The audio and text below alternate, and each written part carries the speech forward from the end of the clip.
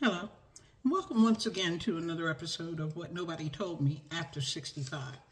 Today, I want to talk to you about a serious issue, seniors and gambling. Yes, gambling. Let me give you a definition that I got from the American Psychiatric Association. Problem gambling, sometimes referred to as gambling addiction or gambling disorder, is gambling behavior that is damaging to a person or their family, and it often disrupts their daily life and career. Anyone who gambles is at risk of developing a gambling problem.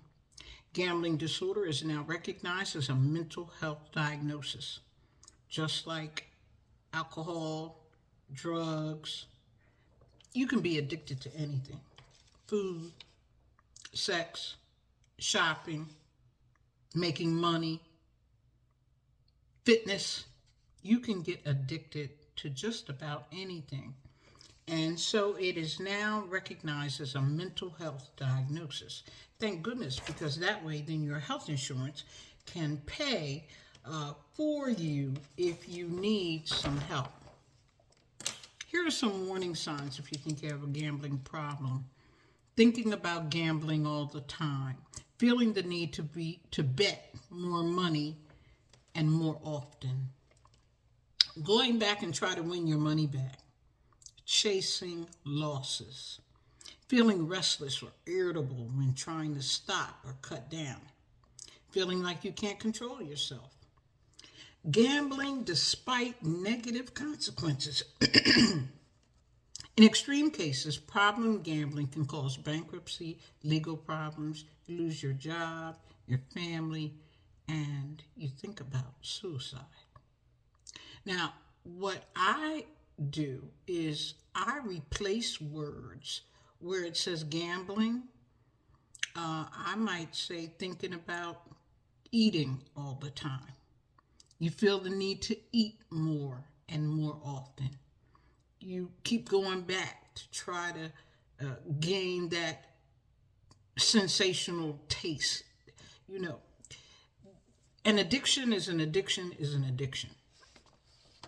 So if you can replace gambling with other words, shopping, whatever, you might have a problem. So, there's an old saying about going down a rabbit hole. And that's what happened with me with this research. I found myself going down a rabbit hole. I was like, oh my goodness, it's so much information. So much information.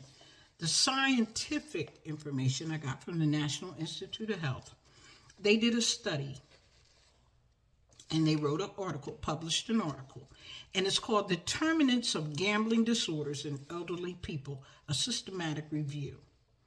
And over a year, I think they did the study over a year, and there were papers already published. So they took hundreds of papers and narrowed them down to 51 studies or 51 articles for which they read and drew their conclusion. There isn't anything new under the sun. So when you're doing research, you're not finding anything new. You're just giving additional information. So in a year in the United States, the participation rate in gambling among older people increased from 23% to 50%.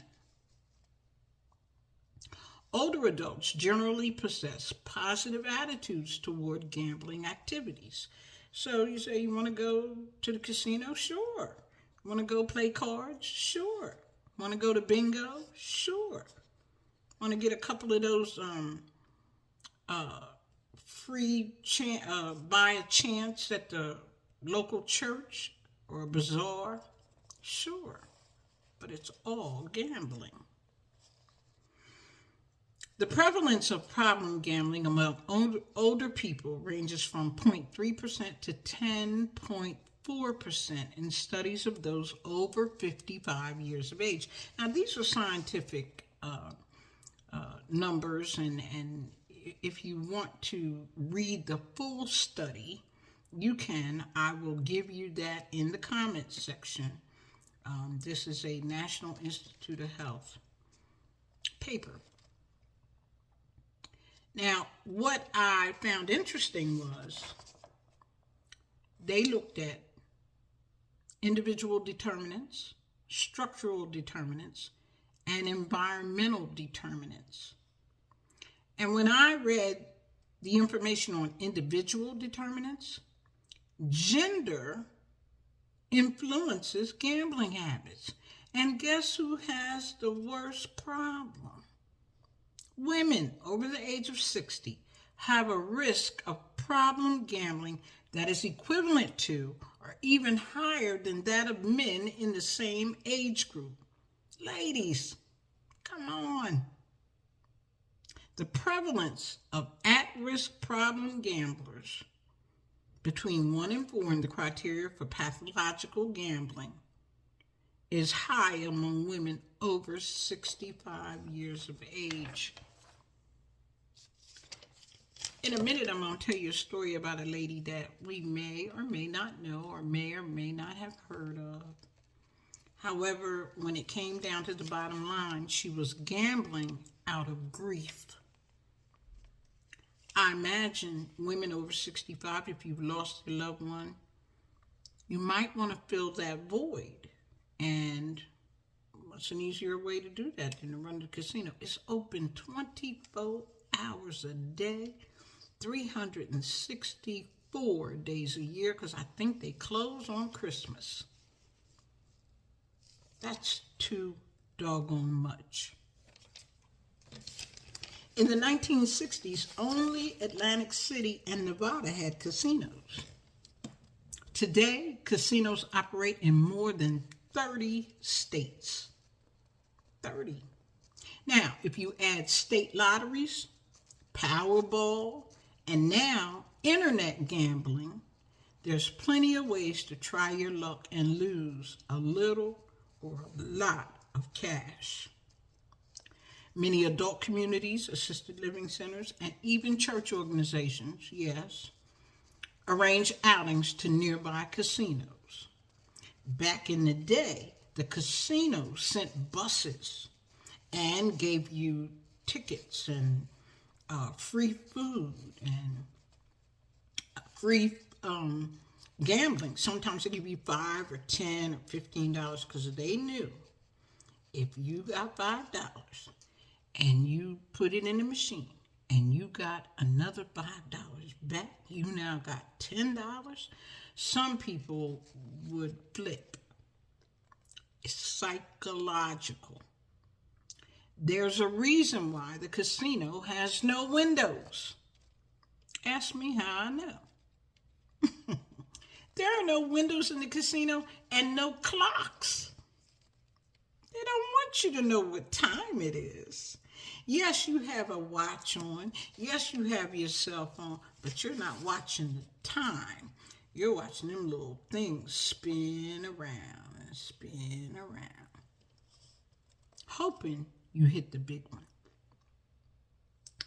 Compulsive gambling, because that's what this is when you can't help yourself, is linked to a range of serious health problems, which include obesity, heart disease, intestinal problems, fibromyalgia. Isn't that a brand new disease?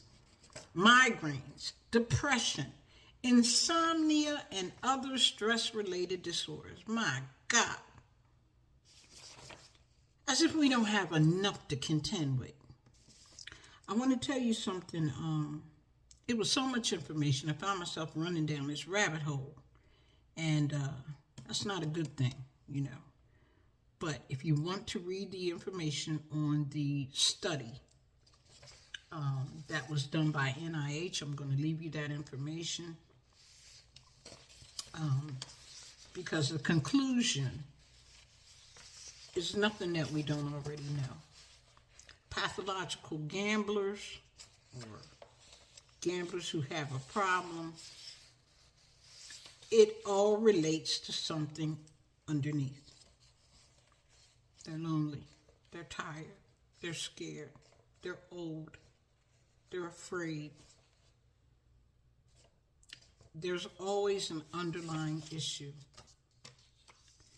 In 2013, for the first time, the American Psychiatric Association officially recognized compulsive gambling as an addiction. 2013. It used to be considered a personality disorder, like schizophrenia and those things. Really. Compulsive gambling shares many features with alcoholism and drug addiction. 32% of problem gamblers reported that they had considered suicide. This is a $40 billion a year industry, gambling. And they aggressively target older customers. Why? We know why. They don't have anything else to do. They're retired. They might have a nest egg. They might have a few dollars disposable income, and they want it. And they do things to get it. Pay attention to the commercials. Pay attention to what they tell you. What's in Vegas, what's done in Vegas stays in Vegas. So does your money.